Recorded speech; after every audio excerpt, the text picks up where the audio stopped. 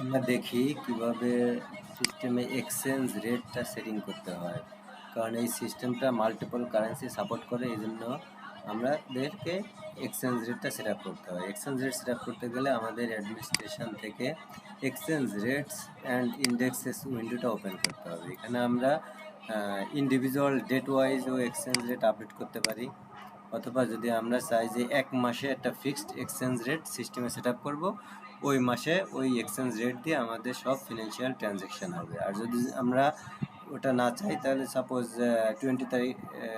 21 মার্চে আমাদের 109.7 বা 9.5 এক্সচেঞ্জ রেট আছে, তাহলে আপডেট দিলে আমাদের এই 21 তারিখে এক্সচেঞ্জ রেট আপডেট হবে। আবার যদি আমরা 20 তারিখের এক্সচেঞ্জ রেট দিতে চাই 1.5 আপডেট, তাহলে এভাবে আমরা প্রতিদিনে যদি এক্সচেঞ্জ রেট আপডেট করতে চাই তাহলে প্রতিদিনেরটা প্রতিদিন আপডেট হবে। আর যদি আমরা চাই যে না, এই মার্চ মাসে একটা ফিক্সড এক্সচেঞ্জ রেট দিয়ে আপডেট করবো, তাহলে এখানে যাব কোথায়, সেট রেট ফর সিলেকশন ক্রাইটেরিয়াতে ক্লিক করে কোন তারিখ থেকে কোন তারিখ পর্যন্ত এই সেম এক্সচেঞ্জ রেটটা কাজ হবে।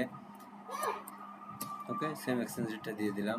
ওকে, মানে এই মার্চ মাসের ইচ ডেতে আমাদের ওই সেম ফিক্সড এক্সচেঞ্জ রেটটা এখানে আপডেট হয়ে যাবে। সো আমরা এভাবে মান্থলি একটা এক্সচেঞ্জ রেট দিয়ে কাজ করতে পারি, অথবা ইন্ডিভিজুয়াল ডেট আপডেট করে করে আমরা এখানে ডে আপডেট করে করে আমরা এখানে এক্সচেঞ্জ রেটটা বসাতে পারি।